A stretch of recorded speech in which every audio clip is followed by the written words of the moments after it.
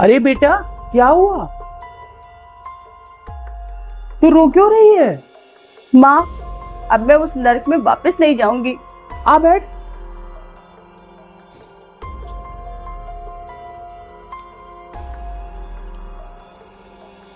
अब बता, आखिर बात क्या है? ले, पहले पानी पी। दामाद जी ने कुछ कहा क्या बेटा? सिर्फ इन्होंने ही नहीं माँ, वहाँ हर दिन मेरी इज्जत डूबती है। मेरे साथ मजाक किया जाता है। सास हमेशा मुझे हर बात पे ताना मारती है, चाहे मैं कितना भी अच्छा काम करने की कोशिश करूं। और नंद तो मेरी बात बात पर हंसी उड़ाती है, मुझे नीचा दिखाती है, मुझे लो स्टैंडर्ड वाला बताती है। और ये सब कुछ देखकर चुप रहते हैं, ना खुद कुछ बोलते हैं और ना मुझे कुछ बोलने देते हैं। बेटा, तू दामाद जी को बता के आई है ना कि तुम अपने मैके जा रही हो? नहीं माँ। नहीं बता के आई? भगवान। वाह दीदी, जब देखो तब बैग उठाकर अपने मायके चली आती हो। अरे लोग क्या कहेंगे? छोटी छोटी बात पर ससुराल से मैके आना कोई समझदारी का काम होता है क्या? ये तू कैसी बात कर रही है बहू? पहले अपनी नंद से ये तो पूछ ले कि वो यहाँ खुशी से आई है कि मजबूरी से। माँ जी, हर घर में थोड़ा बहुत चलता है, लेकिन इसका मतलब ये नहीं कि जब देखो तब घर की बहू बैग उठाकर अपने मैके ही चल दे। हाँ, हर घर में थोड़ा बहुत चलता है, लेकिन अगर रोज किसी का आत्मसम्मान टूटे, रोज किसी को ताना मारा जाए, उसे खाने को ना दिया जाए, तो उसके बारे में तुम क्या कहोगी? कब तक बर्दाश्त करे कोई?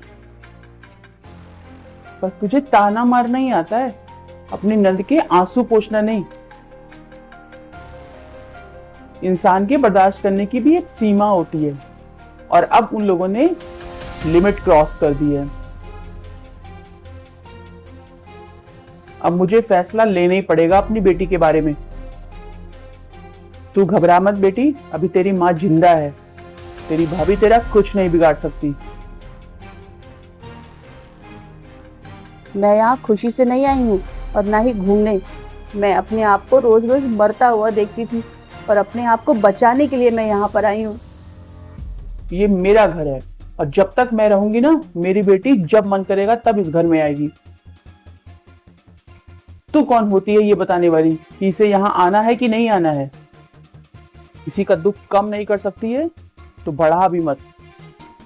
और ये बता बहू, अगर कोई बेटी अपने दुख में भी अपने मायके ना आए तो फिर वो कहाँ जाए?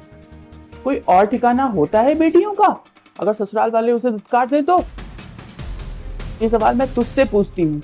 अगर तुझे इस घर से निकाला जाए तो तू कहाँ जाएगी? अपने मायके ही ना जाएगी? फिर मेरी बेटी भी तो अपने मायके आई है। अरे बेटा, तू दामाद जी को इतना प्यार करती है कि अभी भी उनकी तस्वीर देख के रो रही है? क्योंकि माँ, मैंने तो इनसे रिश्ता दिल से निभाया था, लेकिन इन्होंने सिर्फ शादी की है मुझसे, रिश्ता नहीं निभाया। बेटा, कभी कभी लड़के ना अपने माँ बाप के आगे मजबूर हो जाते हैं। वो चाह करके भी अपनी बीवी का साथ नहीं दे पाते, जबकि ये गलत बात है। शादी करके वो तुझे उस घर में लेके गए हैं तो अपनी मर्जी से नहीं गई है। दामाद जी का पूरा फर्ज बनता है कि अपनी पत्नी का ध्यान रखें, उसके सुख दुख का ख्याल रखें। बस बेटा, तुझे अब रोने की जरूरत नहीं है, चुप हो जा। तू अपने घर आई है, अपनी माँ के घर।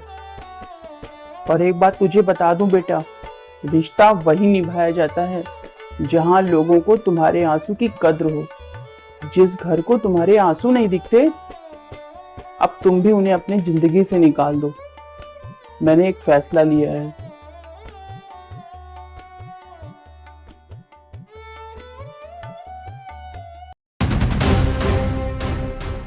बस करिए आप लोग, गलती इसकी नहीं, गलती मेरी है। मैंने कभी इस बेचारी की तकलीफ समझने की कोशिश ही नहीं की। सुनो, अगर तुम्हारा गुस्सा खत्म हो गया हो तो अपने घर चले। मैं अपनी गलती के लिए बहुत शर्मिंदा हूं। गलती तो मुझसे हुई है, जो इतनी सारी जातियां देखकर भी मैं चुप रहा। लेकिन कल जब तुम घर छोड़कर गई तब मुझे समझ में आया कि घर दीवारों से नहीं, तुम्हारे होने से बनता है। प्लीज मुझे एक और मौका दे दो। इस बार मैं तुम्हें घर की बहू नहीं, अपनी इज्जत बना के रखूंगा। मुझे माफ कर दो दीदी, मैंने आपको गलत समझा और गुस्से में पता नहीं क्या क्या बोल डाला। तो चले? हर मायके आई हुई बेटी को सिर्फ एक चीज चाहिए होती है और वो है अपनों का साथ, क्योंकि दुनिया चाहे जितनी बड़ी हो जाए, एक बेटी का सबसे सुरक्षित ठिकाना उसका मायका ही होता है। आखिरकार मायका ही तो होता है आपकी बेटी का आखिरी सहारा।